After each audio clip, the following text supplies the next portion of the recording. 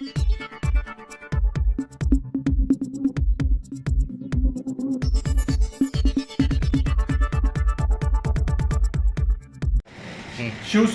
नगराध्यक्षाच्या उमेदवार पूजा करलकर यांना मालवणमध्ये उत्स्फूर्त प्रतिसाद मिळत आहे। गेले 19 वर्ष त्यांनी नगरसेवक म्हणून काम केलेलं आणि सगळ्या एकाच प्रभागापुरते मर्यादित न राहता संपूर्ण शहरातील जे प्रश्न असतील ते सोडण्याचा प्रामाणिक प्रयत्न केला। आज नगरसेवक म्हणून ते एवढं काम करू शकतात, तर सक्षमपणे नगराध्यक्ष म्हणून काम करू शकतात एवढी मला खात्री आहे। त्याचबरोबर आपण बघितलं असाल की निलेश राणे या विभागाचे पहिल्यांदा खासदार पण होते। आता गेले ते सातत्याने सांगत आहेत की 2.5 वर्ष मी जेव्हा सत्ता परिवर्तन झालं तेव्हा मी या तालुक्याचा किंवा मतदारसंघाचा विकास करतोय म्हणून। गेले 1 वर्ष तर ते थेट या विभागाचे आमदार म्हणून काम करत आहेत। परंतु त्यांना काल मी त्यांची विजन डॉक्युमेंटरी या ठिकाणी बघितली। त्या बघितलीमध्ये त्यांना या मतदारसंघामध्ये गेले 10-15 वर्ष काम करून सुद्धा मालवण किल्ल्याचा फोटो सुद्धा त्यांना आठवत नाहीत। मालवण किल्ल्याचा फोटो ते जंजिराचा फोटो म्हणून त्या ठिकाणी लावतायत। खरं तर या शहरामध्ये रोजगाराची संधी काय आहेत? या शहरामध्ये रोजगाराची संधी आपण बघितलं असाल की किल्ल्यामध्ये प्रवासी वाहतूक आज जवळजवळ 300-400 कुटुंब या प्रवासी वाहतुकीवर अवलंबून आहेत।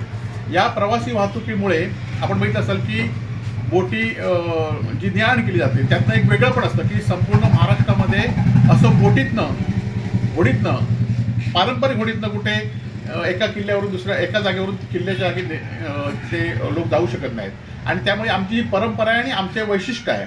परंतु आता रोपवे करून या लोकांचा तर रोजगार बुजवणार आहेत, परंतु हे आमचं वैशिष्ट्य सुद्धा बुजवण्याचं काम या ठिकाणी करतायत। काल मी बघितलं की या शहरामध्ये चांगलं कॉलेज, चांगली शाळा इंटरनॅशनल काढतो म्हणून सांगितली, परंतु मला आठवतं की 10-15 वर्षापूर्वी कुडाळकर नावाचं हायस्कूल नावाचं एक हायस्कूल होतं। ते हायस्कूल या राणे कुटुंबियांनी हायस्कूल चांगलं करण्यासाठी घेतलं आणि त्या हायस्कूलची इमारत आता सध्या जमीनदोस्त झालेली आहे आणि ती शाळासुद्धा आता हळूहळू बंद होण्याच्या स्थितीत आहे।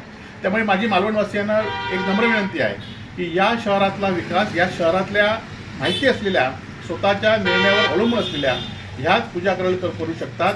ज्यांना सिंधुदुर्ग किल्ला आणि जंजिरा किल्ल्याबद्दल माहिती नाही, ज्यांना रोपवेमुळे या रोजगारावर संकट कसं येईल हे माहिती नाही, ज्यांना शाळेचा आपण मागची शाळा कशी केली त्याचा इतिहास माहिती नाही, अशा लोकांच्या आधी सत्ता देऊ नका।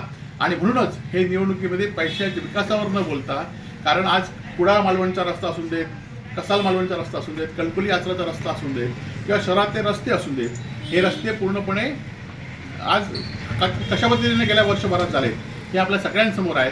त्यामुळे हे विकास करू शकत नाहीत आणि त्यामुळे आमच्या नगराध्यक्ष आहेत त्या विकास करू शकतात, त्यांच्या पाठीशी राहावं असं माझं आपल्याला कळकळीचं आव्हान।